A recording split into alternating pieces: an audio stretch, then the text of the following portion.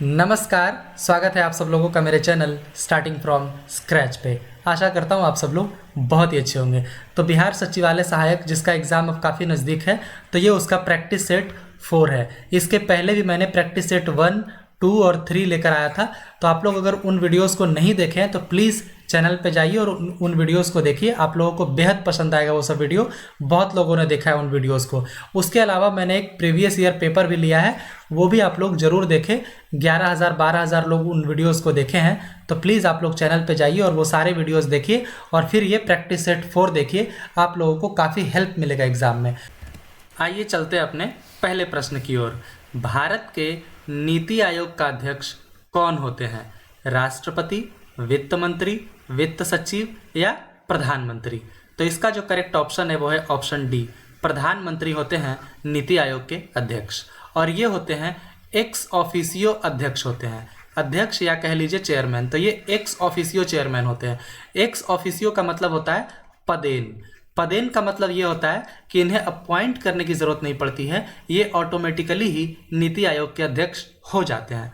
मतलब जो भी भारत के प्रधानमंत्री होंगे वो ऑटोमेटिकली ही नीति आयोग के अध्यक्ष या चेयरमैन हो जाएंगे। इसका एक और एग्जांपल लेते हैं, जैसे कि वाइस प्रेसिडेंट जो होते हैं हमारे कंट्री के, मतलब जो उपराष्ट्रपति होते हैं, ये एक्स ऑफिसियो चेयरमैन होते हैं। एक्स ऑफिसियो चेयरमैन होते हैं राज्यसभा के। राज्यसभा के चेयरमैन अपॉइंट नहीं किए जाते हैं। जो भी भारत के वाइस प्रेसिडेंट बनेंगे वो ऑटोमेटिकली राज्यसभा के चेयरमैन हो जाएंगे, जो कि अभी हैं जगदीप धनखड़ जी। जगदीप धनखड़ जी हैं भारत के उपराष्ट्रपति, तो ये ऑटोमेटिकली हो जाते हैं राज्यसभा के चेयरमैन।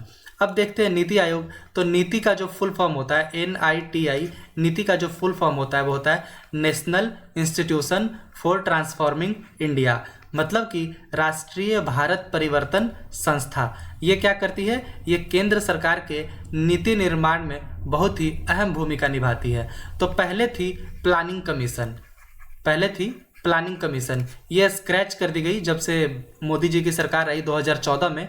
तो उसके बाद इन्होंने प्लानिंग कमीशन को स्क्रैच कर दिया और उसके जगह बनाया नीति आयोग को। आइए अब देखते हैं दूसरे प्रश्न को। निम्नलिखित में से कौन दिल्ली सल्तनत से संबंधित नहीं था? तो पहले ये जान लीजिए कि दिल्ली सल्तनत जो था वो था 1206 ईस्वी से 1526 ईस्वी तक, जब तक भारत पे मुगलों का शासन नहीं आ गया। तो देखते हैं अपने ऑप्शंस को।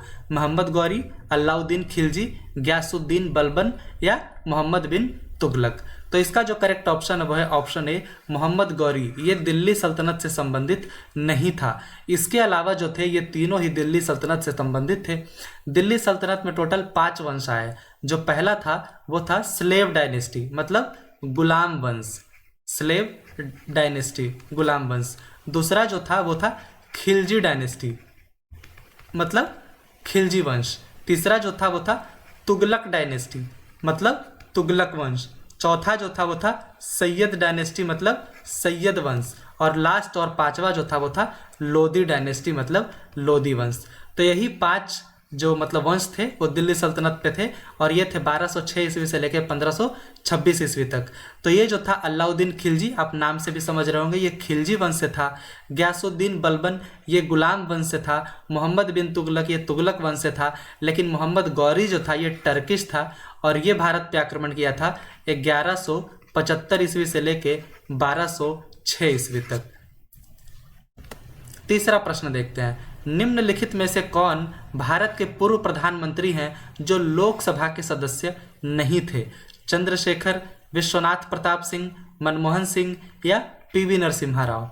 तो इसका जो करेक्ट ऑप्शन है वो है ऑप्शन सी, मनमोहन सिंह जी जो थे वो 2004 से लेकर 2014 तक भारत के प्रधानमंत्री रहे, और ये थे उच्च सदन से प्रधानमंत्री थे। उच्च सदन होता है राज्यसभा, तो ये राज्यसभा के मेंबर थे और साथ ही साथ भारत के प्रधानमंत्री थे। जैसा कि हम लोग जानते हैं कि प्रधानमंत्री जो होते हैं वो लोकसभा या राज्यसभा दोनों जगह कहीं के भी मेंबर हो सकते हैं। तो ये राज्यसभा से मेंबर थे, जो कि उच्च सदन कहलाता है। चौथा प्रश्न, निम्नलिखित में से कौन प्रधानता की तालिका में सर्वोच्च स्थान रखता है? लोकसभा अध्यक्ष, सर्वोच्च न्यायालय के न्यायाधीश, भारत के मुख्य न्यायाधीश या पूर्व राष्ट्रपति? तो इसका जो करेक्ट ऑप्शन है चौथा का वो हो जाएगा ऑप्शन डी, पूर्व राष्ट्रपति, ये हैं प्रधानता की तालिका में सर्वोच्च स्थान रखते हैं। हालांकि ये दिए गए ऑप्शंस की बात कर रहा है, इसमें से पूर्व राष्ट्रपति सबसे ऊपर हैं। अगर ऐसे प्रधानता तालिका की हम लोग बात करें तो पहले नंबर पे जो होते हैं वो होते हैं प्रेसिडेंट, मतलब राष्ट्रपति। इसीलिए यही वजह है कि इनको कहा जाता है फर्स्ट सिटीजन ऑफ इंडिया, क्योंकि ये प्रधानता की तालिका में सबसे ऊपर होते हैं। दूसरे नंबर पे होते हैं वाइस प्रेसिडेंट, जो उपराष्ट्रपति होते हैं, और तीसरे नंबर पे होते हैं प्राइम मिनिस्टर। तो हालांकि ये तीनों ही यहाँ ऑप्शन में नहीं है, इसीलिए इनका चुनाव नहीं हुआ। और चौथे नंबर पे अगर कोई होते हैं तो चौथे नंबर पे होते हैं गवर्नर ऑफ स्टेट्स, जो राज्यों के जो राज्यपाल होते हैं वो चौथे नंबर पे होते हैं। और पांचवें नंबर पे होते हैं फॉर्मर प्रेसिडेंट, जो कि यहाँ पे ऑप्शन में है। इसीलिए दिए गए ऑप्शंस में जो सबसे ऊपर हैं वो हैं पूर्व राष्ट्रपति, जो कि हैं पांचवें नंबर पे। और इसके बाद छठे नंबर पे हैं भारत के मुख्य न्यायाधीश, छठे नंबर पे हैं, और लोकसभा अध्यक्ष, ये दोनों ही छठे नंबर पे हैं। और ये जो सर्वोच्च न्यायालय के न्यायाधीश हैं ये आते हैं 9वें नंबर पे। तो दिए गए ऑप्शंस में जो सबसे ऊंचा है वो है पूर्व राष्ट्रपति। देखते हैं पांचवें प्रश्न को। विश्व बैंक का मुख्यालय कहाँ स्थित है? वॉशिंगटन डीसी, बर्लिन, जेनेवा या न्यूयॉर्क? तो पांचवा का जो करेक्ट ऑप्शन है वो है वॉशिंगटन डीसी। यहीं पे है विश्व बैंक का मुख्य न्यायालय स्थित है। हालांकि एक ही न्यायालय, मुख्य और क्या, एक ही न्यायालय जो कि वॉशिंगटन डीसी में स्थित है। यही वॉशिंगटन डीसी जो कि यूएसए का कैपिटल भी है। इसके अलावा अगर देखेंगे न्यूयॉर्क, तो न्यूयॉर्क में है यूएनएससी का मुख्यालय, मतलब ये जो यूएनएससी है, संयुक्त राष्ट्र सुरक्षा परिषद, इसका मुख्यालय न्यूयॉर्क में है। इसके जो 5 मुख्य जो मेंबर हैं वो हैं यूएसए, यूके, चाइना, रसिया और फ्रांस।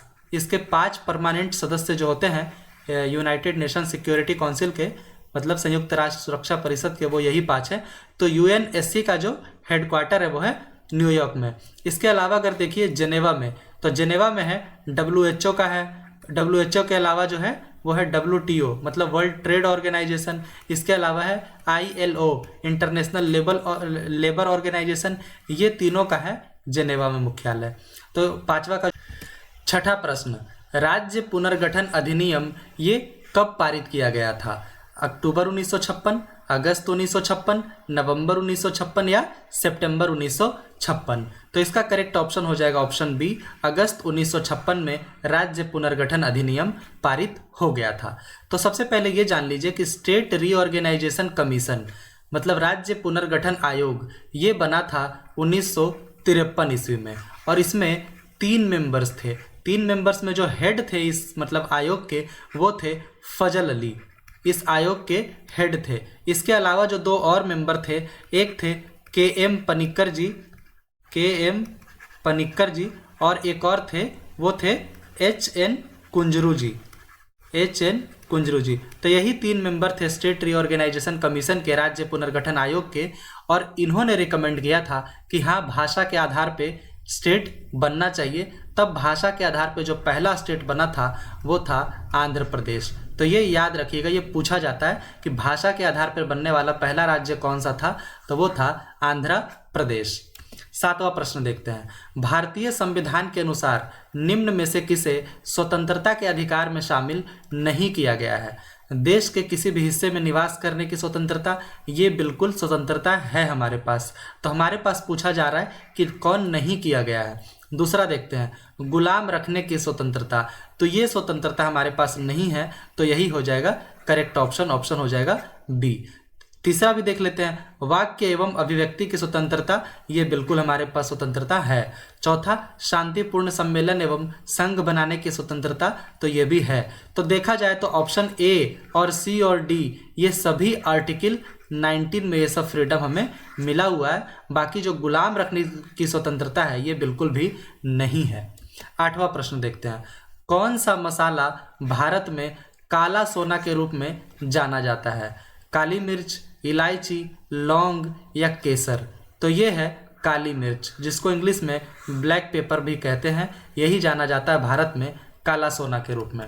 9वां देखते हैं, निम्न में से कौन सा स्थान सबसे कम वर्षा प्राप्त करता है?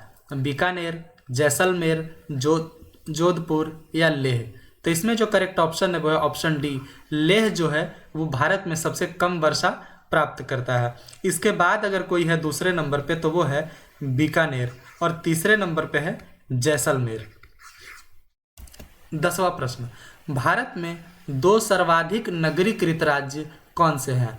महाराष्ट्र एवं तमिलनाडु, महाराष्ट्र एवं उत्तर प्रदेश, गोवा एवं मिजोरम, और चौथा जो है वो है गुजरात एवं कर्नाटक। तो ये है गोवा एवं मिजोरम, ये जो हैं 2, ये सबसे ज़्यादा नगरीकृत राज्य हैं। 11वां, वर्ष 2011 की जनगणना के अनुसार निम्नलिखित राज्यों में से किस में सर्वोच्च साक्षरता स्तर है? मतलब सबसे ज़्यादा लिटरेसी रेट कौन सा है? यहाँ पे दिए गए ऑप्शंस में से आपको चुनने हैं, मिजोरम, आंध्र प्रदेश, पंजाब या पश्चिम बंगाल। तो दिए गए ऑप्शंस में जो सबसे ज़्यादा साक्षरता था वो था मिजोरम में, और ये है सेंसस 2011 के अनुसार, मतलब 2011 के जो जनगणना के आंकड़े थे उसके अनुसार मिजोरम में। 12वां प्रश्न, भारत का सर्वोच्च न्यायालय मतलब सुप्रीम कोर्ट, इसे कहा जाता है एक अभिलेख न्यायालय। इसका मतलब क्या है, इसका आशय क्या है? इसे अपने सभी निर्णयों का अभिलेख रखना होता है, ये बिल्कुल ही सही है। दूसरा देखते हैं ऑप्शन, इसके सभी निर्णयों का साक्ष्यात्मक मूल्य होता है और इस पर किसी भी न्यायालय में प्रश्न चिन्ह नहीं लगाया जा सकता है, ये बिल्कुल भी सही नहीं है। तीसरा, इसे अपनी अवमानना करने वालों को दंडित करने की शक्ति है, ये बिल्कुल ही सही है। तो ए और सी दोनों ही सही है, तो ऑप्शन डी करेक्ट हो जाएगा, ए एंड सी दोनों। 13वां, हम न्यायिक पुनरावलोकन की व्यवस्था रखते हैं केवल भारत में, केवल यूके में, केवल यूएसए में, या तो फिर भारत और यूएसए दोनों में। तो पुनरावलोकन, इसका मतलब समझिए, इसको अगर विच्छेद कीजिएगा तो हो जाएगा पुनः अवलोकन, मतलब कि दोबारा देखना, मतलब कि दोबारा उसे जांचना। तो क्या जांचना? जैसे कि कोई कानून बना है, चाहे वो स्टेट गवर्नमेंट बनाई है और चाहे पार्लियामेंट मतलब सेंट्रल गवर्नमेंट बनाई है, तो इसमें क्या है, कोर्ट्स को ये पावर होता है, सुप्रीम कोर्ट को खास करके ये पावर होता है कि उसके पास है कि जो भी कानून बनाए हैं स्टेट और सेंटर दोनों में से कोई भी सरकार, तो इसको पुनः अवलोकन मतलब जुडिशियल रिव्यू, ये पावर होता है कोर्ट्स के पास कि वो उन कानूनों की जांच करेंगे और अगर वो संविधान के दायरे में नहीं आता है तो उसे वो खत्म कर देंगे। तो ये कहाँ पे व्यवस्था है? भारत में, यूके में, यूएसए में, या तो फिर भारत यूएसए दोनों में। तो ये एक्चुअली ऑप्शन डी करेक्ट हो जाएगा, भारत और यूएसए दोनों में ही ये है जुडिशियल रिव्यू, और भारत जो है वो यूएसए से ही ये प्रावधान लिया है जुडिशियल रिव्यू का। देखते हैं अब 14वां प्रश्न, भारतीय संविधान के किस अनुच्छेद के अंतर्गत राष्ट्रपति को अधिकार है कि वह किसी भी बिल पर अपनी अनुमति रोक ले? तो ये जो पावर है वो है राष्ट्रपति को, आर्टिकल 111 से आता है कि अगर उन्हें कोई मतलब कानून सही नहीं लग रहा है तो उस पर क्या है, वो अपनी अनुमति देने से खुद को रोक सकते हैं। अब कोई भी कानून कैसे बनता है? पहले वो या तो लोकसभा या राज्यसभा में पेश होता है, दोनों जगह पे वो पास होता है, फिर जाकर उस पर राष्ट्रपति जी का साइन लगता है, तब जाकर वो कानून बनता है। 15वां, पूंजी बाजार से आशय क्या है? इसका मतलब क्या है? तो पूंजी बाजार से जो आशय है वो है शेयर बाजार, दोनों एक ही चीज है। 16वां देखते हैं, प्राचीन भारत में सबसे पहला गणराज्य कौन सा था? तो प्राचीन भारत का जो सबसे पहला गणराज्य था वो था वैशाली, और ये छठी सेंचुरी बीसी में ये बना था। वैशाली जो कि आज के बिहार में है, और ये छठी सेंचुरी ईसा पूर्व में ये बना था। 7वां, बाबा गरिया पूजा, ये त्यौहार कहाँ मनाया जाता है? तो ये मनाया जाता है त्रिपुरा का, ये फेमस त्यौहार है। 18वां, भारत के निम्नलिखित राज्यों में से किस राज्य का समुद्र तट सबसे लंबा है? तमिलनाडु, आंध्र प्रदेश, गुजरात या केरल? तो ये सबसे ज़्यादा लंबा है गुजरात का, और इसकी वजह भी है, अगर आप मैप में देखेंगे तो ये है गुजरात का मैप। तो ये देखिए, यहाँ से इस साइड पाकिस्तान है, ये सब गुजरात का तट ही है।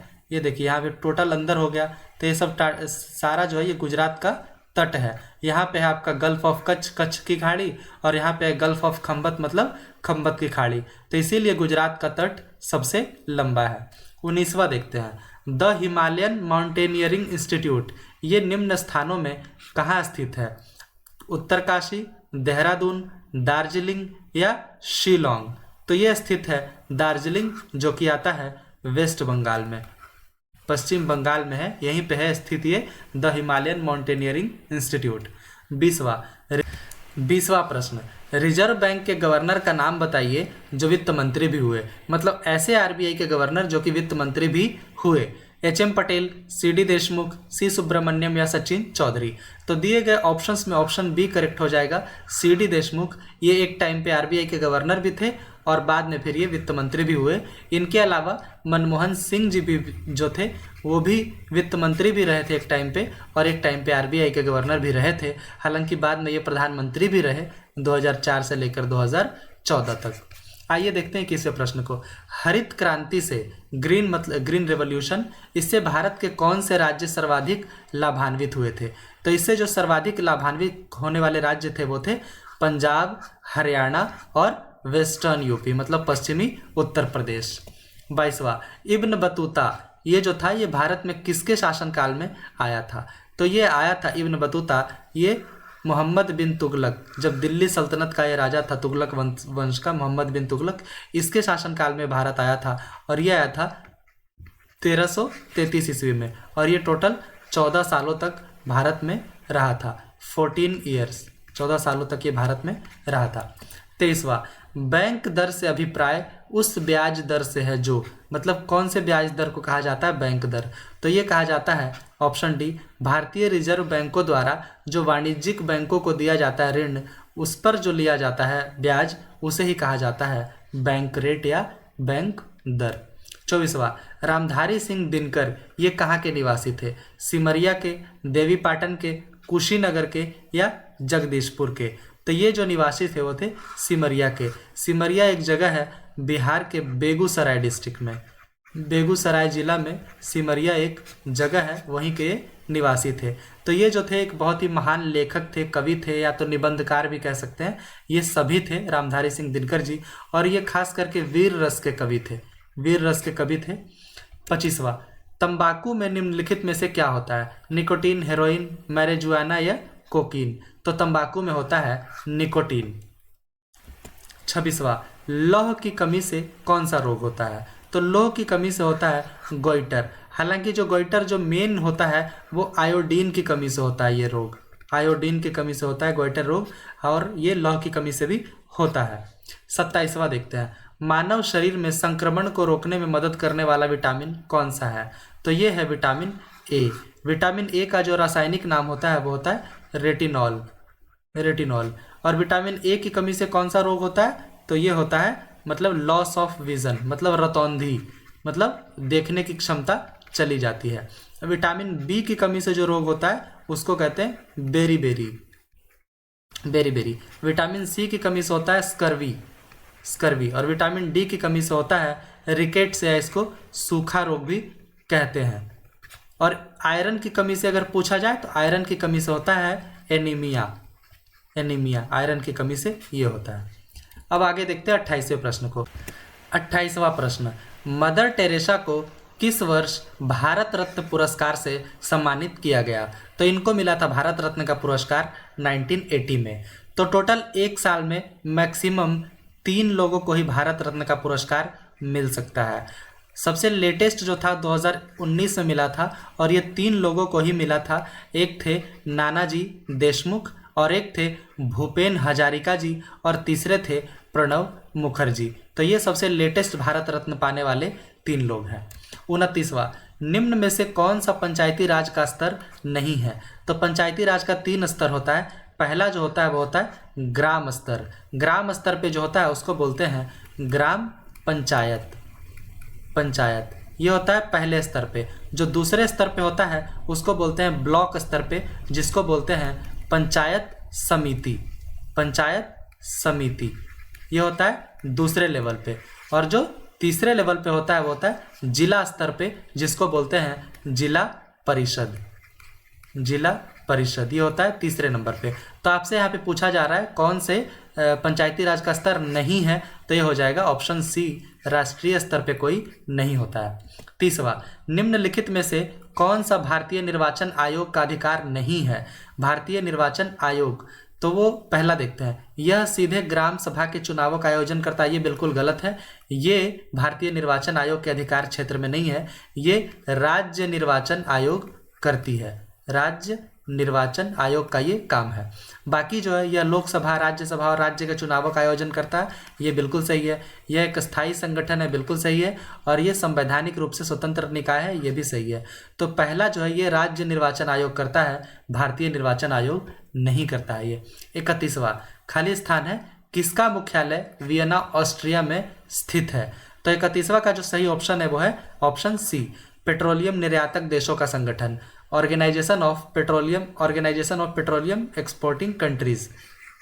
ओपेक का जो मुख्यालय है वो है वियना ऑस्ट्रिया में स्थित है।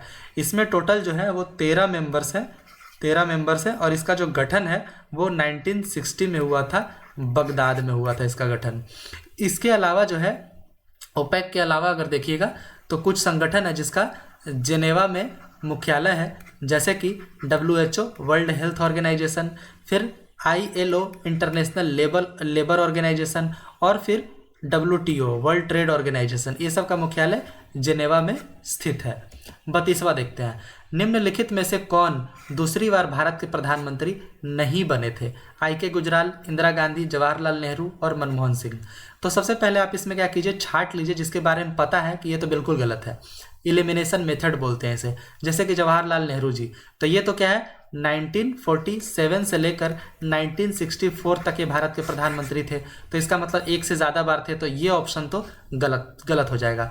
मनमोहन सिंह जी ये तो लेटेस्ट हैं, 2004 से लेकर 2014 तक रहे थे, तो ये भी 2 बार रहे थे, तो ये भी ऑप्शन छट जाएगा। इंदिरा गांधी जी ये भी तो 2 बार रही थी, पहली बार जब ये बनी थी तो ये 1966 से लेकर ये रही थी 1977 तक पहली बार। दूसरी बार ये दोबारा बनी थी 1980 में और फिर ये रही थी 1984 तक, जब तक इनका असैसिनेशन नहीं हो गया तब तक ये थे भारत के प्रधानमंत्री, तो ये भी 2 बार रही थी। तो IK गुजराल ये दोबारा नहीं बने थे, ये हो जाएगा आपका करेक्ट ऑप्शन।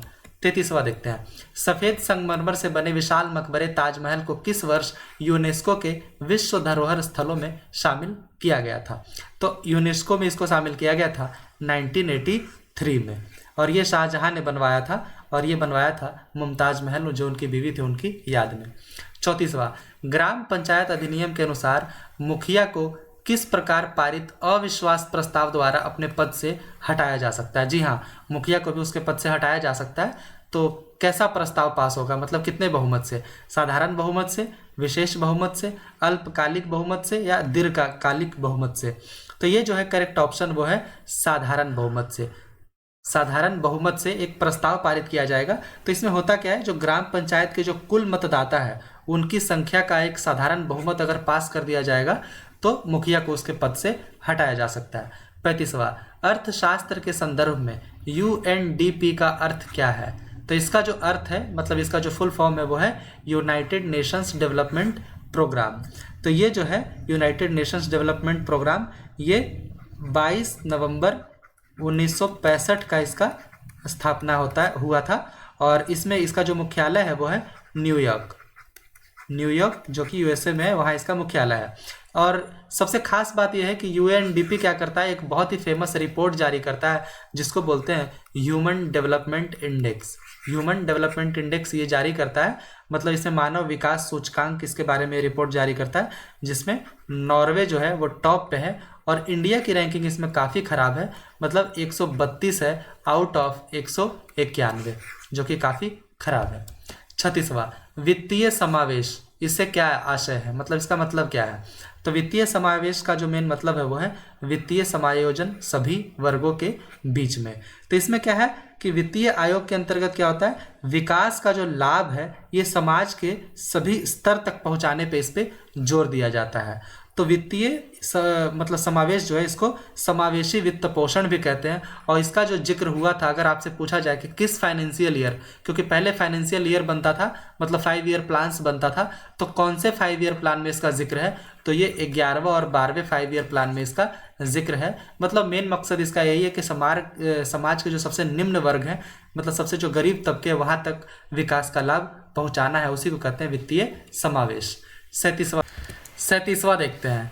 भारतीय संविधान का अनुच्छेद 371A ये निम्नलिखित में से किसके बारे में है? तो इसका जो करेक्ट ऑप्शन है वह ऑप्शन ए, ये इसके बारे में है कि नागालैंड राज्य के संबंध में विशेष उपबंध। मतलब इसमें दिया हुआ है कि नागालैंड जो राज्य है उसको कुछ विशेष अधिकार प्राप्त है, जैसे कि सांस्कृतिक और धार्मिक मामले में नागालैंड को विशेष अधिकार प्राप्त है, या तो फिर वहाँ की जो ज़मीन और संसाधन है वो गैर नागा लोगों के लिए नहीं है। ये सब कुछ विशेष उपबंध है आर्टिकल 371A में। 38वां देखते हैं। अजंता की गुफाएं कहाँ स्थित है? तो अजंता की गुफाएं स्थित है महाराष्ट्र में। इसके अलावा अजंता के अलावा अगर आप एल्लोरा गुफाएं की बात कीजिए, ये भी महाराष्ट्र में है। एलिफेंटा मुंबई में है। और फिर अगर बात करें बराबर की गुफाएं, तो ये है बिहार के गया में स्थित है ये बराबर की गुफाएं। अगर इसके बारे में इसके अलावा बात करें भीमबेटका तो ये है एमपी में। इसके अलावा अगर बात करें बाघ की गुफाएं तो ये भी है एमपी में। तो ये सब कुछ और इम्पोर्टेंट है, ये ध्यान रखिएगा। 39वां, रेपो रेट कौन सी सरकारी एजेंसी तय करती है? तो ये तय करती है भारतीय रिजर्व बैंक। अब जानिए कि रेपो रेट होता क्या है। तो रेपो रेट वो होता है जैसे कि भारतीय रिजर्व बैंक क्या करती है, जिस दर पे वाणिज्यिक बैंकों को अल्पकालीन ऋण देती है उसे ही कहते हैं रेपो रेट। वाणिज्यिक बैंक कौन से? एक तो मेन हो जाता है आरबीआई। इसके अलावा जो बैंक होते हैं वाणिज्यिक बैंक जिसको बोलते हैं, जैसे कि एसबीआई हो गया, फिर पीएनबी हो गया, और भी जितने बैंक हैं, यूनियन बैंक, यूको बैंक, या तो जो भी है देना बैंक, तो ये सब वाणिज्यिक बैंक है। तो आरबीआई वाणिज्यिक बैंकों को अल्पकालिक जो ऋण देती है उस पे जो ब्याज लेती है उसको कहते हैं रेपो रेट। अब एक और जान लीजिए, रिवर्स रेपो रेट। ये क्या होता है? जब वाणिज्यिक बैंकों के पास तरलता मतलब लिक्विडिटी मतलब जो पैसा कैश है वो ज़्यादा हो जाता है, तो वो अल्पकाल के लिए क्या करती है, आरबीआई के पास जमा कराती है। आरबीआई के पास जब जमा कराती है तो उस पे आरबीआई जो ब्याज देती है उसको कहते हैं रिवर्स रेपो रेट। आइए अब बात करते हैं 40वें प्रश्न के बारे में। निम्नलिखित में से किस कानून का मुख्य उद्देश्य भारत में ईस्ट इंडिया कंपनी के शासन प्रबंध में बदलाव लाना था? तो ये था विनियमन अधिनियम 1773, रेगुलेटिंग एक्ट ऑफ 1773। इसी का जो मुख्य उद्देश्य था वो भारत में ईस्ट इंडिया कंपनी के शासन में थोड़ा बदलाव लाना था। क्या क्या बदलाव आया? जैसे कि पहला जो गवर्नर जनरल था वो बनाया गया वॉरेन हेस्टिंग्स को। ये 1773 में इसी कानून के तहत ये 1774 में बनाया गया था, और ये भारत का मतलब बंगाल का पहला गवर्नर जनरल ये उस टाइम पे बना था। और भी कुछ बदलाव थे, जैसे कि सुप्रीम कोर्ट का गठन किया गया था बंगाल में, उस समय जो था कोलकाता, उसमें ये गठन किया गया था। और कुछ बदलाव था, जैसे कि ईस्ट इंडिया कंपनी के जो अधिकारी कर्मचारी थे उनका कुछ सैलरी में कुछ इंक्रीजमेंट हो गया था इस कानून के तहत। 41वां, निम्नलिखित में से किसने भारत के वित्त मंत्री के रूप में कार्य नहीं किया है? तो यशवंत सिन्हा जी किए हैं, पी चिदम्बरम भी किए हैं, जसवंत सिंह भी किए हैं, लाल कृष्ण आडवाणी जो थे वो भारत के वित्त मंत्री नहीं रहे थे। और एक और चीज़ जान लीजिए कि ये आखिरी जो थे, पहले डिप्टी प्राइम मिनिस्टर भी पोस्ट होता था, पहले डिप्टी प्राइम मिनिस्टर का मतलब उप प्रधानमंत्री का भी पोस्ट होता था, तो ये आखिरी डिप्टी प्राइम मिनिस्टर थे जो कि 7वें डिप्टी प्राइम मिनिस्टर थे, और ये थे 2002 से लेकर 2004 तक थे, जब अटल बिहारी वाजपेयी जी भारत के प्रधानमंत्री थे, उस टाइम ये उप प्रधानमंत्री थे। 42वां, आँख के निम्नलिखित में से किस भाग में मांसपेशियां होती है? तो ये आँख के जो परितारिका भाग होता है इसमें मांसपेशियां होती है, तो 42वां का हो जाएगा डी। 43, निम्नलिखित में से किस जनजाति ने मुगल शासकों को 17 बार हराया था? तो ये जो है वो है अहोम जनजाति। इन्होंने मुगलों को 17 बार हराया था, और 1615 में ये पहली बार मुगलों को हराए थे लोग। और ये असम से बिलोंग करती है जनजाति, अहोम जनजाति, और ये लगभग 600 सालों तक इन्होंने अपनी संप्रभुता बनाए रखा था। 44वां, मौर्य काल में शिक्षा ग्रहण करने का सर्वाधिक प्रसिद्ध केंद्र कौन सा था? तो ये था तक्षशिला। ये बहुत ही फेमस था उस टाइम पे शिक्षा ग्रहण करने के लिए। और आचार्य चाणक्य जो थे वो यहाँ पे टीचर थे एक टाइम पे, जिन्होंने चंद्रगुप्त मौर्य जो कि मौर्य वंश का सबसे मेन शासक थे, चंद्रगुप्त मौर्य, इनको भी इन्होंने शिक्षा दी थी, चंद्रगुप्त मौर्य जी को। 45वां, संविधान का कौन सा अनुच्छेद दोष सिद्ध के संबंध में अभियुक्तों को दोहरे दंड एवं स्व अभिशासन से संरक्षण प्रदान करता है? तो कौन से आर्टिकल के तहत ये होता है? तो ये होता है अनुच्छेद 20 मतलब आर्टिकल 20 के तहत। 46वां प्रश्न, भारत का पहला विश्व विरासत शहर कौन सा है? मथुरा, वाराणसी, जयपुर या अहमदाबाद? तो इसका जो करेक्ट ऑप्शन होगा वो ऑप्शन डी अहमदाबाद है, भारत का पहला विश्व विरासत शहर। जब पूछा जाए एशिया का पहला कौन सा है, तो एशिया का पहला है श्रीलंका का एक शहर है गाले, ये है एशिया का पहला। और अगर दूसरा पूछा जाए तो वो है नेपाल का भक्तपुर, ये एशिया का दूसरा विश्व विरासत शहर है। और तीसरे नंबर पे आता है अहमदाबाद, जो कि भारत का पहला है। 47वां, ताई अहोम और मटक समुदाय का संबंध किस राज्य से है? मणिपुर, मिजोरम, झारखंड या असम? तो ये जो दोनों समुदाय है ताई अहोम और मटक समुदाय, ये है असम राज्य से इसका संबंध है। 48वां, मूर्तिकला का गांधार स्कूल निम्न शैलियों का एक सम्मिश्रण था। तो किसका किसका सम्मिश्रण था? भारतीय एवं ग्रीक शैलियों का, भारतीय एवं पर्शियन शैलियों का, मूल रूप से शुद्ध भारतीय, या तो फिर भारतीय और दक्षिण पूर्व एशियाई शैलियों का? तो इसका जो करेक्ट ऑप्शन है वो है ऑप्शन ए, भारतीय एवं ग्रीक शैलियों का मिश्रण था ये। मूर्तिकला का जो गांधार स्कूल था ये भारतीय एवं ग्रीक शैलियों का मिश्रण था। 49वां, असम एवं नागालैंड के पहाड़ी वनों में पाया जाने वाला भारत का एकमात्र कपि कौन सा है? ओरांगोटाउन, गिब्बन, चिंपैंजी या गोरिल्ला? तो ये जो है ये है गिब्बन, यही है असम और नागालैंड के पहाड़ियों में पाया जाता है और ये भारत का एकमात्र कपि है। देखते हैं 50वां क्वेश्चन, टैगा वन विशिष्टता है। तो किसकी विशिष्टता है ये टैगा वन? तो ये विशिष्टता है समशीतोष्ण क्षेत्र की, समशीतोष्ण क्षेत्र की विशेषता है ये टैगा वन। 51वां देखते हैं, बेरोजगारी की समस्या से गरीबी बढ़ती है क्योंकि गरीबी रेखा से नीचे रहने वालों की संख्या बढ़ती है, या जनसंख्या तेजी से बढ़ती है, या मुद्रास्फीति की दर बढ़ती है, या तो फिर ब्याज दर बढ़ती है? तो इसका जो करेक्ट ऑप्शन होगा ऑप्शन सी होगा। इससे क्या होता है? बेरोजगारी की समस्या से गरीबी बढ़ती है क्योंकि मुद्रास्फीति की दर बढ़ती जाती है, इसीलिए बेरोजगारी की समस्या से और ज़्यादा गरीबी बढ़ती है। 52वां, सोज ए वतन, ये जो पुस्तक है इसके लेखक कौन है? तो सोज ए वतन जो पुस्तक है इसके लेखक है प्रेमचंद। 53, 1 रुपये के भारतीय नोट पर किसके हस्ताक्षर होते हैं? तो 1 रुपये का जो नोट होता है उस पर हस्ताक्षर होता है सचिव, जो सेक्रेटरी होता है फाइनेंस मिनिस्ट्री का, मतलब वित्त मंत्रालय के जो सेक्रेटरी होते हैं उसका साइन होता है। और इसके अलावा 2 रुपये से लेकर 2000 रुपये तक के नोट पर जो साइन होता है वो होता है आरबीआई के गवर्नर का, आरबीआई के गवर्नर, जो कि अभी प्रेजेंट में है शक्तिकांत दास, ये अभी के आरबीआई के गवर्नर हैं। 54, पंजाब के हिंदू शाही राजवंश को किसने स्थापित किया? वसुमित्र, कल्लर, जयपाल या तो फिर महिपाल? तो इसको स्थापित किए थे कल्लर ने।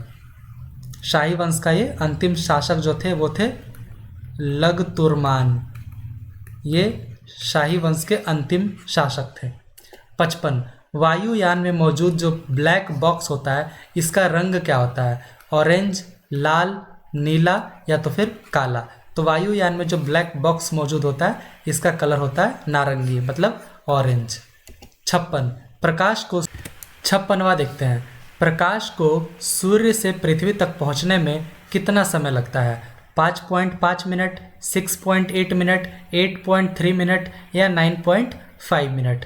तो चूंकि एग्जैक्ट लगता है 8.20 मिनट, 8.20 मिनट मतलब कि 8 मिनट 20 सेकेंड लगता है, लेकिन चूंकि यहाँ पे सबसे नियरेस्ट जो है वो 8.3 मिनट, तो ये हो जाएगा करेक्ट ऑप्शन।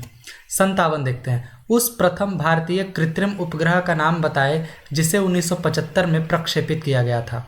तो 1975 में जो पहला भारतीय कृत्रिम उपग्रह जिसको प्रक्षेपित किया गया था उसका नाम था आर्यभट्ट, और ये प्रक्षेपित किया गया था रसिया से, मतलब रूस से, उसी की सहायता से ये प्रक्षेपित किया गया था।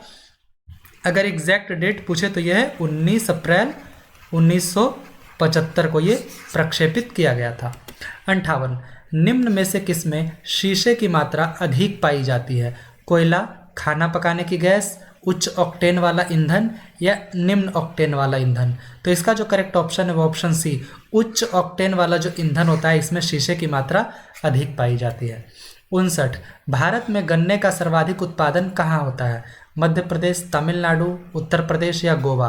तो सर्वाधिक उत्पादन होता है गोवा उत्तर प्रदेश में, लेकिन अगर आपसे पूछा जाए कि सबसे ज़्यादा मिलें कहाँ है गन्ना की, तो वो है महाराष्ट्र में। महाराष्ट्र में। 60वां, बिहार में किस नाम से ऑनलाइन कक्षाएं प्रारंभ की गई? सब पढ़े सब बढ़े, पढ़ई तुअर दुआर, मेरा स्कूल मेरा गौरव या मेरा दूरदर्शन मेरा विद्यालय? तो इसका करेक्ट ऑप्शन है ऑप्शन डी, मेरा दूरदर्शन मेरा विद्यालय।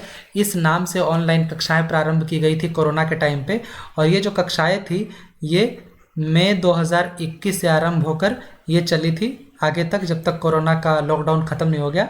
और ये 9th to 12th क्लास के बच्चों के लिए था ये क्लास, और ये आता था डीडी बिहार पे। डीडी बिहार पे कक्षाएं आती थी। 61, निम्नलिखित जोड़ों में किसका सुमेल है? मतलब कौन सही मेल है आपको ये बताना है। एलोरा की गुफाएं, तो ये किनके द्वारा बनाया गया था बेसिकली आपको ये बताना है। तो शक के द्वारा, तो ये बिल्कुल गलत है। एलोरा की जो गुफाएं थी ये बनाई गई थी राष्ट्रकूटों के द्वारा। राष्ट्रकूटों के द्वारा ये बनाई गई थी, तो ये हो जाएगा गलत। अब है मीनाक्षी मंदिर पल्लव। तो मीनाक्षी मंदिर को पल्लवों ने नहीं बनवाया था, इन्हें पांड्यों ने बनवाया था। पांड्यों ने बनवाया था, तो ये आपका ये ऑप्शन भी गलत हो जाएगा, मतलब ये भी सही सुमेलित नहीं है। खजुराहो मंदिर को चंदेलों नहीं बनवाया था, तो ऑप्शन यही सही हो जाएगा। अगला भी देख लेते हैं, महाबलीपुरम के मंदिर ये राष्ट्रकूटों ने नहीं बनवाया था, ये बनाया था पल्लवों ने। पल्लवों ने। तो आपका ऑप्शन सी सही हो जाएगा, यही एक सुमेलित है, बाकी सभी गलत है। 62, सूची 1 और सूची 2 से सम्मिलित कीजिए तथा नीचे दिए गए कूट से सही उत्तर जानिए। तो देश और उनकी राजधानियां हैं। तो ऑस्ट्रेलिया का जो राजधानी है वो है कैनबरा। तजिकिस्तान का है दुशांबे। तंजानिया का है डोडोमा। और स्विट्जरलैंड का है बर्न। आगे देखते हैं 63 नंबर, निम्नलिखित 63वां देखते हैं। निम्नलिखित में से कौन सा राज्य नोलेन गुड़ के लिए अद्वितीय है? पश्चिम बंगाल, उड़ीसा, महाराष्ट्र या आंध्र प्रदेश? तो ये है पश्चिम बंगाल, जो कि नोलेन गुड़ के लिए बहुत ही अद्वितीय है। तो नोलेन गुड़ क्या होता है? ये बेसिकली खजूर के रस से बना हुआ ये गुड़ होता है, उसी को नोलेन गुड़ कहते हैं। 64, निम्न में से कौन सा देश अरंड तेल बीज का सबसे बड़ा उत्पादक भी है और निर्यातक भी है? तो ये है भारत। यही है जो अरंड तेल बीज का सबसे बड़ा उत्पादक और निर्यातक दोनों है। 65, सर सीवी रमन को उनके किस प्रयोग के लिए नोबेल पुरस्कार प्रदान किया गया था? तो इनको स्कैटरिंग ऑफ लाइट, मतलब प्रकाश का प्रकीर्णन, इसी के प्रयोग के लिए इनको मिला था नोबेल प्राइज। और एक और था रमन इफेक्ट। रमन इफेक्ट, ये भी वजह था इनको नोबेल प्राइज मिलने का। 66, उस ग्रह का नाम बताइए जिसकी खोज यूरेनस के कक्ष में होने वाले विचलन के निरीक्षण द्वारा की गई है। तो वो ग्रह है वरुण, जिसको इंग्लिश में नेपच्यून कहते हैं। नेपच्यून। 67, श्वेत प्रकाश कितने रंगों का मिश्रण होता है? 4, 5, 6 या 7? तो ये है 7 रंगों का। और वो 7 रंग कौन से हैं? विबग्योर। विबग्योर, जो कि इसका शॉर्ट फॉर्म है। अगर इंग्लिश में देखेंगे तो वी फॉर वायलेट मतलब बैंगनी, I for indigo indigo, B for blue, G for green, Y for yellow हो जाएगा, ओ फॉर ऑरेंज और आर फॉर रेड। तो ये इसका शॉर्ट फॉर्म है याद करने का, विबग्योर। 68, निम्नलिखित में से कौन सी धातु जल के साथ अभिक्रिया करके हाइड्रोजन पैदा नहीं करती है? तो ये है कैडमियम, जो कि जल के साथ अभिक्रिया करने के बाद भी हाइड्रोजन पैदा नहीं करती है। 69, वह तत्व 69 देखते हैं, वह तत्व जो प्रकृति में नहीं होता लेकिन कृत्रिम रूप से उत्पन्न किया जा सकता है। तो वो तत्व कौन सा है? थोरियम, रेडियम, प्लूटोनियम या यूरेनियम?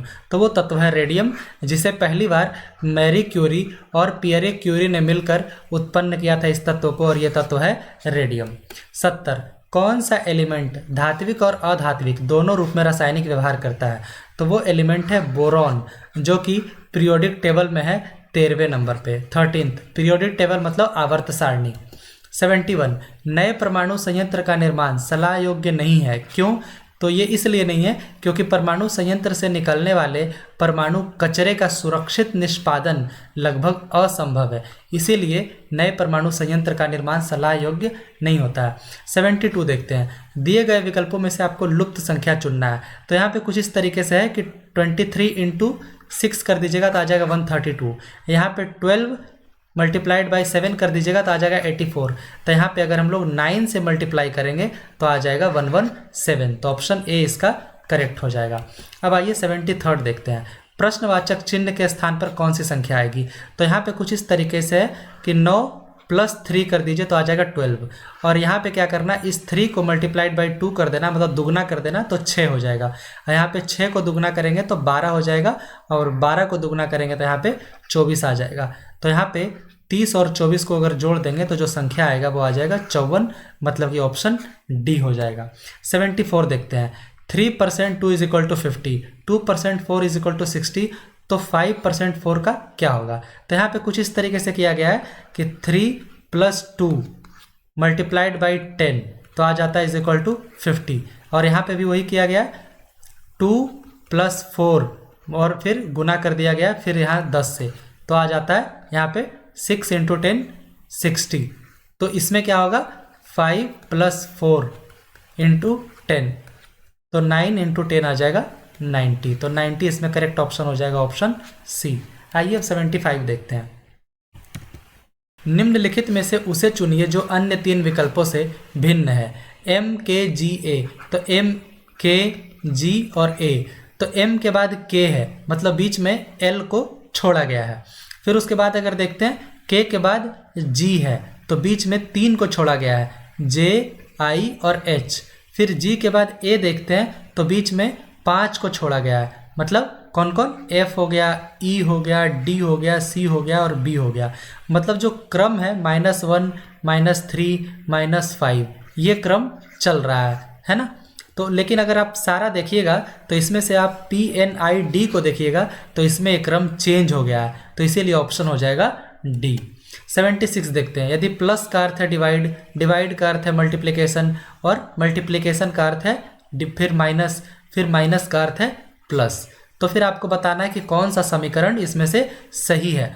तो अगर आप इसको सही से बिठाइएगा तो ऑप्शन बी आपको इसमें करेक्ट मिलेगा, क्योंकि बिठाने के बाद क्या आ जाएगा इसमें, 18 डिवाइडेड बाई 6 मल्टीप्लाइड बाई 7 -5 और प्लस 2 ये आ जाएगा।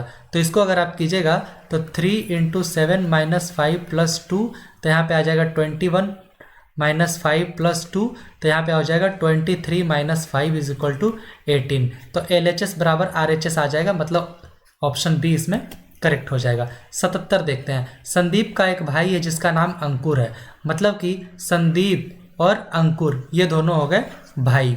संदीप किशन का बेटा है, तो मतलब ये हो गया कि किशन इनके पिताजी हो गए, और महेंद्र जो है वो किशन के पिता हैं, मतलब महेंद्र हो गए दादाजी। तो यहाँ पे क्या है, अंकुर महेंद्र से किस प्रकार संबंधित है, तो ये है अंकुर और ये है महेंद्र जी, तो इनके पिताजी के पिताजी मतलब दादाजी हो गए, तो मतलब अंकुर संबंधित है, इनके पोता हो गया, अंकुर पोता हो गया, है ना। तो ऑप्शन ए करेक्ट हो जाएगा। 78 विमल अपने कार्यालय से 78 देखते हैं। विमल अपने कार्यालय से 4 किलोमीटर उत्तर की ओर चलता है। तो इस तरीके का प्रश्न है, तो सबसे पहले आप एक केंद्र बिंदु ले लीजिए। अब देखिए 4 किलोमीटर उत्तर की ओर चलता है, तो उत्तर की ओर करके 4 किलोमीटर आप यहाँ पे लिख दीजिए। फिर दाएं मुड़कर 2 किलोमीटर चलता है, तो 4 से आधा हो जाएगा, तो आधा ही हम लोग रखेंगे लाइन को, तो हो गया 4, 2 किलोमीटर दाएं की ओर। फिर दाएं मुड़कर 6 किलोमीटर चलता है, मतलब यहाँ तक 4 था तो इसके आगे हम लोग यहाँ कर लेते हैं 6 किलोमीटर, ये दाएं मुड़कर चला। फिर दाएं मुड़कर 2 किलोमीटर चलता है, तो दाएं मुड़कर हो गया 2 किलोमीटर, और फिर से दाएं मुड़कर फिर से 2 किलोमीटर चलता है, तो लगभग ये यहाँ पे आ गया। तो अब पूछ रहा है कि वह प्रारंभिक स्थान से कितनी दूरी पर है, तो यहीं से चला था और यहीं पहुँच गया, तो प्रारंभिक स्थान से जो इसका डिस्टेंस है वो है 0 किलोमीटर, तो ऑप्शन ए हो जाएगा करेक्ट। 79 देखते हैं। दिए गए विकल्पों में से लुप्त संख्या को चुनिए। तो 17 में से 12 जाएगा तो हो जाएगा 5, तो 5 का स्क्वायर करेंगे तो हो जाएगा 25। 13 से 11 गया तो बचा 2, 2 का स्क्वायर करेंगे तो हो जाएगा 4, और 19 में से 16 गया तो बचा 3, 3 का स्क्वायर करेंगे तो हो जाएगा 9। तो इतना इजी होता है इसमें जो इस टाइप के क्वेश्चन होते हैं वो काफ़ी इजी होते हैं, बस जल्दी से आपको दिमाग लगाकर, समय की कमी होती है। 80 देखते हैं, सी और ई से डी लंबा है, तो सबसे पहले आप क्या कीजिए कि यहाँ पे लाइनें खींच लीजिए। सी और ई के बारे में भी ज़्यादा कुछ बताया नहीं गया, तो इसे आप लोग लगभग बराबर रखिए। बताया गया सी और ई से डी लंबा है, तो डी को हम लोग लंबा कर देते हैं। फिर ए ई जितना लंबा नहीं है, तो ए को यहाँ पे छोटा बना देते हैं, क्योंकि ए जो है ई जितना लंबा नहीं है, लेकिन ए से सी लंबा है, तो ए से हम लोग सी को लंबा रखे हुए हैं। डी बी जितना लंबा नहीं है, मतलब बी और भी ज़्यादा लंबा है, तो यहाँ पे हम लोग बी बना दिए। अब क्या, इनमें से सबसे लंबे के बाद दूसरे क्रम पे कौन है, तो सबसे लंबा हो गया बी और दूसरे नंबर पे हो गया डी, तो दूसरे क्रम पे हो जाएगा डी, तो 80 का ऑप्शन हो जाएगा करेक्ट सी। देखते हैं 81, किसी विशेष कोड में वेन WHEN को लिखते हैं VGFO, तो उसी कोड में पुलिस को किस तरीके से लिखा जाएगा। तो अगर आप लोग यहाँ पे गौर कीजिएगा तो 2 को यहाँ पे माइनस किया गया, मतलब घटाया गया, ये पिछला लिखा गया, और 2 को अगला लिखा गया, मतलब आधा आधा। तो उसी तरीके से हम लोग करेंगे, पुलिस को आधा पीछे की ओर लेकर जाएंगे। तो अगर P को हम लोग पीछे की ओर लेके जाते हैं तो हो जाएगा P का हो जाएगा O, और फिर O का हो जाएगा N, और L का हो जाएगा K, और फिर बाकी जो I C E है इसको आगे ले जाएंगे, तो I के बाद है J, C के बाद है D, और E के बाद है F, तो ये ऑप्शन हो जाएगा ऑप्शन बी, ONKJDF। 81 का हो जाएगा ऑप्शन बी। 82 देखते हैं, कुछ समीकरण किसी विशेष प्रणाली के आधार पर हल किए गए हैं, हल न किए गए समीकरण को उसी प्रणाली का प्रयोग करके हल कीजिए। तो यहाँ पे कुछ इस तरीके से है, 4 5 6, तो 4 5, पहले 4 को मिडिल में रख के 5 आगे और फिर 6 पीछे, तो उसी तरीके से हम लोग 6 7 8 देखते हैं, तो 6 को मिडिल में रख के 7 आगे और 8 पीछे, तो 8 6 7, ये हो जाएगा ऑप्शन बी, 82 का हो जाएगा बी। 83 देखते हैं, निम्नलिखित विकल्पों में से उस शब्द का चयन कीजिए जो दिए गए मूल शब्द के अक्षरों का प्रयोग करके नहीं बनाया जा सकता है। तो कंसंट्रेशन का यूज करके कौन सा शब्द है इसमें से जो नहीं बनाया जा सकता है, तो वो है सेंटर, क्योंकि सेंटर में देखिए डबल ई का यूज हुआ है, कंसंट्रेशन में डबल ई है ही नहीं, सिर्फ एक ही ई है, तो ये नहीं बनाया जा सकता है। 84 देखते हैं, अंग्रेजी वर्णमाला के प्रत्येक अक्षर की यदि वर्णमाला में उसके क्रमांक के समान मूल्य दिया जाए तो निम्नलिखित में से किसके सभी अक्षरों के मूल्यों का योग सर्वाधिक होगा। तो यहाँ पे करना क्या है, जैसे कि ए से लेकर जेड तक जो है वो टोटल 26 है, तो हम लोग एक नंबर देते थे, जैसे ए को पहला, बी को दूसरा, इस टाइप से। तो अगर हम लोग बॉडी का जोड़ देखेंगे, बॉडी का BODY, तो बॉडी में क्या है, बी हो जाता है दूसरे नंबर पे, ओ हो जाता है 15वें पे, डी हो जाता है चौथे पे, और जो वाई है वो आ जाता है 25वें नंबर पे। तो अगर हम लोग इस सब को जोड़ेंगे तो आ जाएगा 48। लेकिन अगर हम लोग टोन को देखेंगे, TONE, तो इसका जो जोड़ है, टी जो है, टी का वैल्यू है हमारे पास 20, और ओ का वैल्यू है 15वें नंबर पे है ओ, एन जो है वो 14वें नंबर पे है, और ई है 5वें नंबर पे। तो इसको हम लोग जोड़ेंगे तो आ जाएगा 54। तो यही हमारा करेक्ट ऑप्शन है, बाकी भी आप जोड़ कर देख लीजिएगा, लेकिन जो डी है टोन, इसका सबसे ज़्यादा सर्वाधिक योग इसी का आएगा। 85 देखते हैं, यदि किसी सांकेतिक भाषा में मिस्टेक को लिखा गया है 9765412 और फिर नेकेड को लिखा गया है 84123, तो उसी भाषा में इंटीमेट को कैसे लिखा जाएगा। तो सबसे पहले देखिए आई की जगह क्या लिखा गया था, यहाँ आई है दूसरे नंबर पे, दूसरे नंबर पे 7, तो आई की जगह लिखा गया है 7 को, है ना। फिर एन की जगह है 8, आप देखते जाइएगा। फिर उसके बाद टी की जगह है 5, फिर उसके बाद आई की जगह फिर से हमारे पास है 7, एम की जगह है 9, ए की जगह है 4, टी की जगह है 5 और ई की जगह है 2।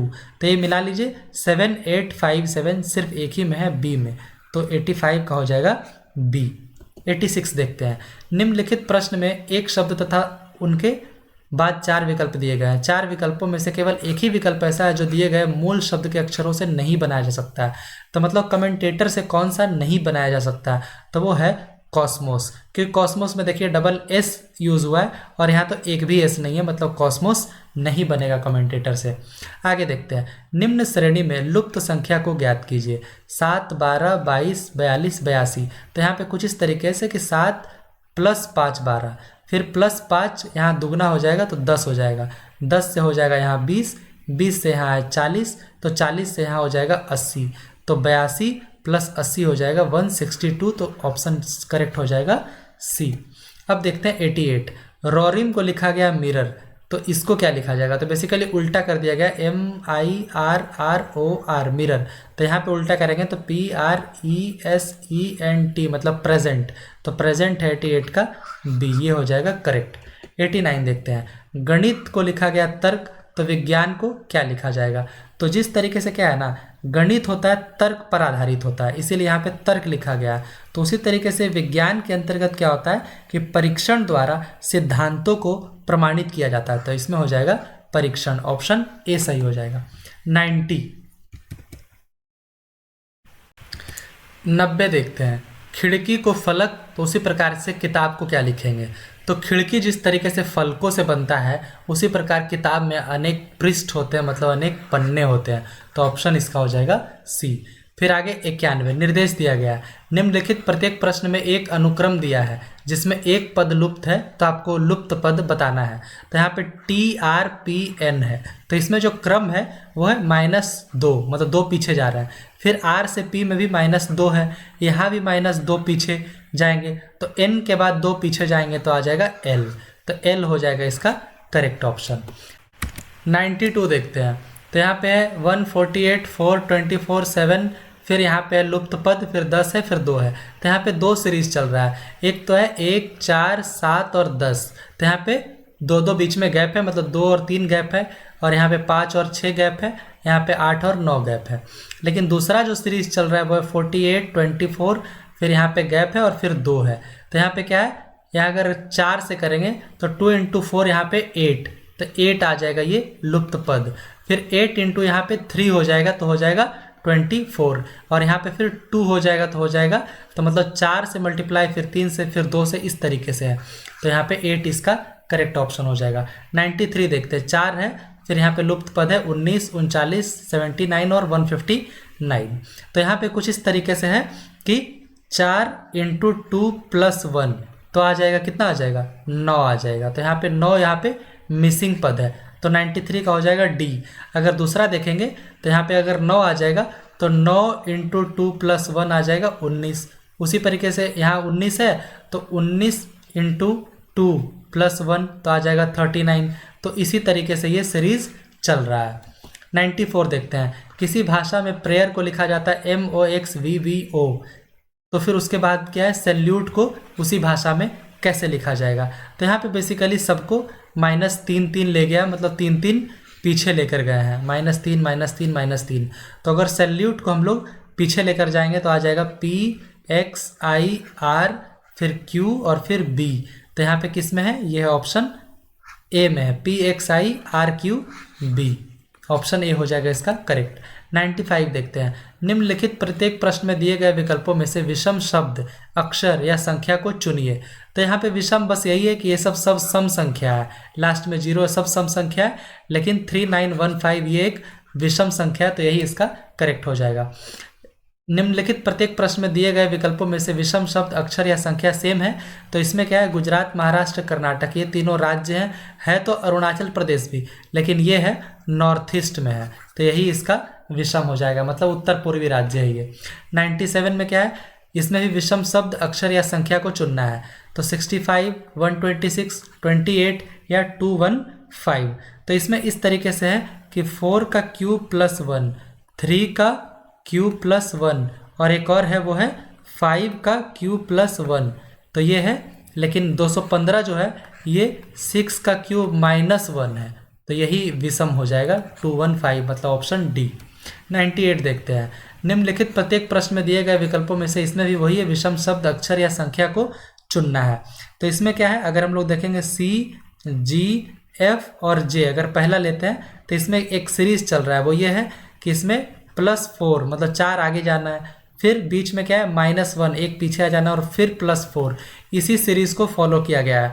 लेकिन अगर हम लोग इसमें देखेंगे ऑप्शन सी में GKIN, तो इसमें इस सीरीज को फॉलो नहीं किया गया, बल्कि एक अलग तरीके से चला है, +4 तो है लेकिन बीच में क्या है -2 है और अगले में फिर +5 है, तो ये सीरीज को फॉलो नहीं किया गया, तो ऑप्शन सी इसमें करेक्ट हो जाएगा। 99 देखते हैं, 4 सड़कें हैं, मैं पश्चिम दिशा से आया हूँ, तो इसमें क्या करते हैं, पहले क्या करते हैं, ईस्ट वेस्ट नॉर्थ साउथ हम लोग बना देते हैं, तो इस साइड हो जाता है ईस्ट, इधर हो जाता है वेस्ट, ऊपर हो जाता है नॉर्थ और नीचे हो जाता है साउथ। तो क्या है, मैं पश्चिम दिशा से आया हूँ, तो पश्चिम दिशा इधर है, इधर से मैं आ रहा हूँ, पश्चिम दिशा ये है ना। फिर उसके बाद क्या है, बस स्टैंड जाना चाहता हूँ। बाईं ओर की सड़क नदी की ओर जाती है, तो अगर कोई वेस्ट से आएगा तो उसका बायां ये हो जाएगा, तो मतलब नॉर्थ जो है इस साइड रिवर है, मतलब नदी की ओर जा रही है। सीधे की ओर जो है सड़क वो मार्केट सेंटर जाती है, मतलब सीधे, तो इस साइड क्या है, मार्केट है, मार्केट है। फिर क्या है, बस स्टैंड किस दिशा में है, तो इधर से आया ही है, इस साइड रिवर है, इस साइड मार्केट है, तो बस स्टैंड किधर होगा, साउथ, मतलब दक्षिण की ओर, तो 99 का हो जाएगा बी। 100 देखते हैं, दी गई श्रृंखला में से गलत संख्या आपको बताना है, 196, 169, 144, 121 और 101। तो इसमें क्या है, ये जो 196 है ये है 14 का स्क्वायर, ये है 13 का स्क्वायर, ये है 12 का स्क्वायर, ये है 11 का स्क्वायर। यहाँ 10 का स्क्वायर 100 होना चाहिए था, लेकिन यहाँ पे 101 है, तो ये हो जाएगा आपका जो ऑड है, मतलब गलत संख्या यही है 101। तो यही टोटल 100 प्रश्न थे। आशा है कि आप लोगों को पसंद आया होगा। अगर पसंद आया तो प्लीज़ एक प्यारा सा कमेंट कीजिए और वीडियो को लाइक कीजिए और चैनल को प्लीज़ सब्सक्राइब कीजिए। Thank you so much.